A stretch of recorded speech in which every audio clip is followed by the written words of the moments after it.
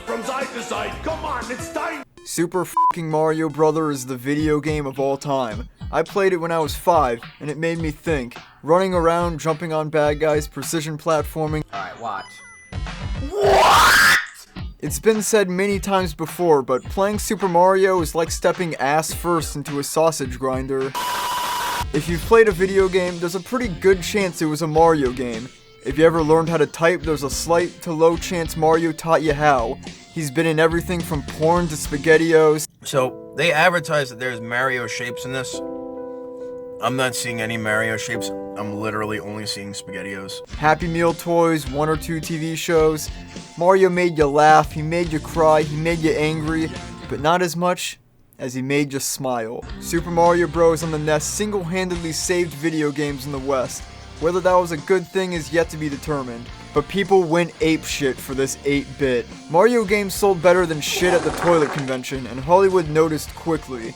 You see, decades prior to Mario's inception, a group of sick f***ing degenerates formed an entire industry around making garbage smut films based off existing works. Wizard of Oz, Gone with the Wind, Yu-Gi-Oh! 5DS. So obviously, by the time 19 whenever the f*** Mario came out, they saw it as the perfect opportunity to grease their pockets. Nintendo was all in on the idea of selling the movie rights for their biggest property to the famous studio Hollywood Pictures for the steep price of a lollipop and some quarters. And just like that, our fate was sealed. This movie was going to happen. There would be consequences, ramifications, people will die. Being a screenwriter for the Super Mario movie, especially at a point where the Mario lore wasn't as robust as it is today, seems like you're being set up to fail, and in a lot of ways they were. First of all, nobody had ever tried something so crazy as turning beep boops into cinema. And unlike other games like The Last of Us, Super Mario wasn't made by people who would have rather been making a TV show in the first place. So many liberties, new lore, and creativity had to be called upon. Sure, there were the cartoon shows, but those were cartoons, and you can't do that in real life. It looks stupid. The pressure was on, and the weight was enormous. Speaking of enormous weight, Bob Hoskins was eventually cast as the titular Super Mario, along with my favorite actor of all time, John Leguizamo as Luigi, Dennis Hopper as King Koopa, and, who is that? Samantha Mathis as Princess Daisy. All joined him because they thought it was going to be a serious social and political movie. What could possibly go wrong? Word of advice, guys. Concentrate on botching up the first shitty-ass movie before you start thinking up ideas about how to fuck up the next one. And it's called Super Mario Brothers, and it doesn't work at all. It is not right to call this Super Mario Brothers. It's nothing like Super Mario Brothers. The Super Mario Bros. Movie is widely considered to be one of the worst movies of all time. It's got this infamous reputation for, quote, totally f***ing up everything that makes Mario good. It's not even like the video game. Goomba doesn't look like that. This movie is an offense to gamers the world over. Fans weren't happy because it was so different. Casual moviegoers were confused by the concept of wiping their ass after pooping in the toilet. And many children who saw the film fell ill to a mysterious virus that made them vomit blood anytime they saw a full moon. For my entire life, I was content to just believe everybody and accept that this movie was less fun than your uncle's funeral. Your good uncle who took you fishing and called you out of school to see a baseball game. But one day I got to thinking, what if everybody in the world is just wrong and stupid? What if everyone in the world was so preoccupied asking why that they forgot to ask why not? Why shouldn't this movie exist?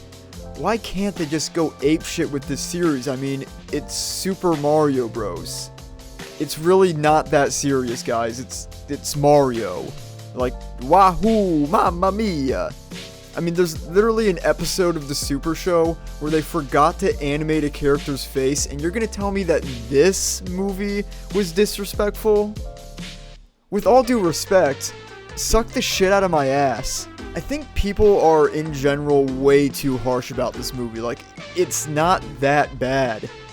Go watch that live leak chainsaw beheading and tell me Super Mario Bros. Is trash. Look at this man as he sits in solemn silence while his own brother is decapitated with a chainsaw, and tell me that you don't think Dennis Hopper is kind of fun as Bowser. I think this movie deserves a second look. I think people need to settle the hell down, recognize it for what it is, the f***ing Mario Bros. Movie and appreciate what's actually here rather than being like 47 and pissed off that the Goombas were too tall. Like, okay, oh, they're tall, I guess I gotta kill myself now. The Super Mario Bros. Movie is about two plumbers, Mario and Luigi, finding themselves in the middle of an interdimensional conquest plot led by the Mad King of a race of humanoid dinosaurs who wants to merge the two dimensions into one and rule the multiverse. Bowser commits 9/11, then turns a man into a chimp. I could end the review here. Anyone who can't deduce that this movie rocks is probably too busy eating Big Macs with the shell on to understand my message anyway. In the movie, King Koopa kidnaps Luigi's girlfriend Daisy in our world to get her and her rock necklace to merge the dimensions because she's actually Princess Daisy. Only she can merge the worlds without dying. So the brothers go after her to save her and the world. The bulk of the movie takes place in Dino Hatton, a twisted Neolithic cyberpunk version of Manhattan, just bursting with awesome set design and subtle world building. You got all these weird, nightmarish interpretations of classic characters and items. I just love it. Look at these guys. Those are Shy Guys. I'm so f***ing scared. Mario and Luigi themselves are just an absolute riot in this movie too. Their banter is just a ton of fun and they have great charisma with each other. There were some cut plot elements about Luigi not wanting to be a plumber in the original movie, hence the lack of a mustache and being Hispanic instead of Italian. But you honestly can't tell too much. They cut around that stuff pretty seamlessly and even still managed to give them satisfying arcs both individually and as a duo. They have that classic young adult novel background where the parents died so the older brother Mario raised the younger sibling Luigi, and Luigi like learns to that plumbing's awesome and they save the world and he gets the girl kinda. Just classic movie stuff, I love it. Oh, and Iggy and Spike, oh I gotta love Iggy and Spike and Toad and Big Bertha and Daisy and Yoshi and... Now don't let me gaslight you too hard here, the movie is tonally very confused. The script went through countless rewrites and revisions, and during filming, they thought the movie would be much darker and more aimed at a teenage, young adult audience. But the studio, Disney, wanted it to be aimed at children, which I reluctantly admit is smarter financially, but considering they had already shot scenes with actual strippers in the nightclub, it results in a movie with a dark and gritty setting but a light, jovial atmosphere. It feels very at war with itself having this goofy ass music in the same movie as these things. Now there is a fan-made extended cut of the film edited by Garrett Gilchrist of Gorilla Interrupted and The Thief and the Cobbler fame, which used a work print of the movie that somehow ended up in the hands of the community that tries to restore the director's true vision and scores the movie more appropriately. The best example being using a rendition of the classic Mario Brothers music after they defeat Koopa,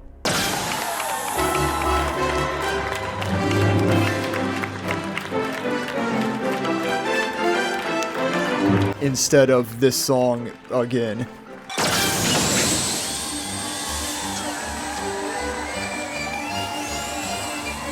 It's kind of a mixed bag. I don't think it'll change your mind if you didn't already like the movie. I doubt having an even longer cut with lower quality visuals and time codes at the bottom will win the courts over, but it helps give a better idea of what the directors wanted this to be. But speaking of the visuals I mentioned earlier, you may have noticed that this movie looks sick, and you can thank production designer David L. Snyder for that. Name not ringing a bell? Ever heard of Blade Runner? Yeah, they got the guy who created the visual style of Blade Runner on the Mario movie. And boy am I glad they did, because there's just something about cyberpunk Flintstones that really just gives me a hell of a good time. But who are the actual directors? The maniacs piloting this depressive episode were none other than Rocky Morton and Annabelle Jankel, creators of Max Headroom. So of course it would have always been an insane film. But surely they could have been more accurate to the source, right? Wrong, idiot! Shigeru Miyamoto himself wanted the movie to be its own thing and not stick too close to what he had done. And for good reason. This is Super Mario, this isn't Max Payne, this isn't God of War. Super Mario has never had a gripping and deep story, especially when production began in the early 90s. Luigi wasn't a scaredy coward or distinct from Mario in any way besides jumping slightly higher in Mario 2, but we all know that's not canon. Mario didn't have his iconic high-pitched voice yet, Bowser was still King Koopa, Peach was still Princess Toadstool, and the Mushroom Kingdom didn't even have his distinct green grass style yet. The games are an excuse to press the A button. I would have loved to see two middle-aged Italians beating up turtles for an hour 30, but that shit doesn't sell Burger King meals. Only Bob Hoskins does that, which is to say he buys a lot of Burger King. Video game plots, good ones at least, are just excuses for gameplay. I didn't boot up Skate 3 for the narrative, I came for the game. If video games are my house, then video game stories are the surveillance devices I keep finding in the ceiling. And that's why Mario was on every shirt, backpack, and North American continent from 1985 to the current day. It's fun, it's simple, it's creative, that's what Mario is, it's a game. See an enemy, jump on it, don't fall in the hole. You want to pretend to be an actor in a film, there's 4,000 AAA games about obeying the script for 10 hours and then selling your disc to GameStop 2 weeks later after you beat it because there's no replay value and you want to buy a rice cooker. People see Mario's basic plot as limiting, and if you ask someone how they'd make a Mario movie, they're likely just gonna say, I wouldn't. Oh, you wouldn't? Damn, great idea. You know, I was recently asked how I'd make a movie about sparing your life. My answer? I wouldn't. The Mario franchise is a blank canvas that you can essentially do anything with, and the games understand this perfectly. No two are exactly the same. They're always building off of each other, experimenting and smashing the rules. Kart racing, tennis, cyberpunk soccer, space opera, survival horror, typing games, RPGs, history educational games, Hotel Mario. Rather than make an expansion to Odyssey, the newest game, Nintendo said, let them eat shit, and made one for a re-release for a game from 2013 and made that play like Odyssey. They do whatever they want. Mario has always been way more about having fun than sticking to a solid lore, timeline, or any sort of structure beyond get the thing in the level. This Mario game isn't even a Mario game. There are no rules. And I feel like this movie faithfully carries that feeling. It's experimental, it's weird. It truly feels like you're entering a whole new world with no rules. Much like how the original Mario game ushered in a whole new world of gaming, the side-scroller, that submerged the player into a new type of experience full of hostile enemies and strange environments. Dino Hatton takes something we know, Manhattan, and inverts it, Dino Hatton. It's familiar, but it's very off. Something went wrong here. Perhaps Dino Hatton is a meta-commentary on the movie itself, taking the iconic Mario Brothers and spinning them on their heads. Familiar, but very off and wrong. The movie deals with alternate universes, timelines, and the way life evolves. Mario takes the mushroom and he gets big, he changes.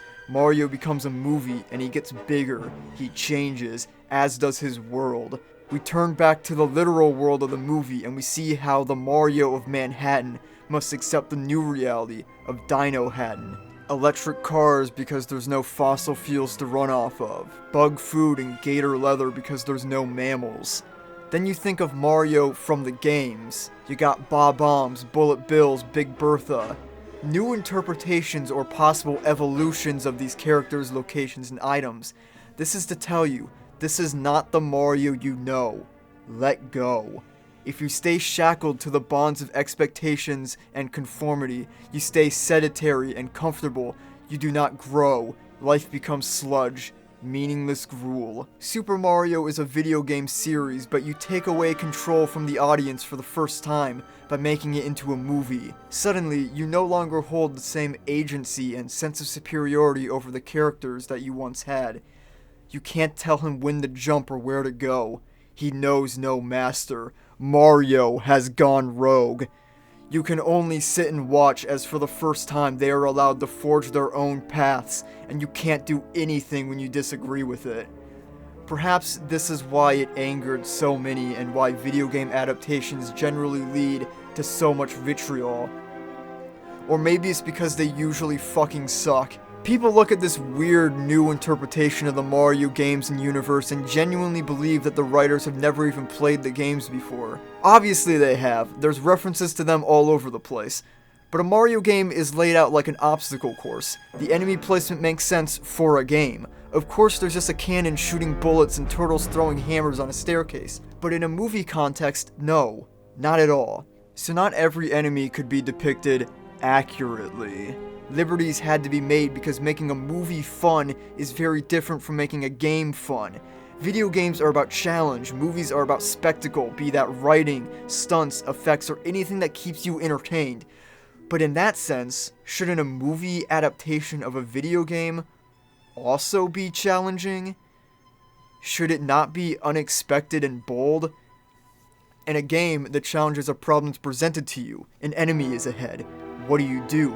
Run away or fight? But a movie can challenge you by defying expectations and asking you to consider ideas that make you uncomfortable.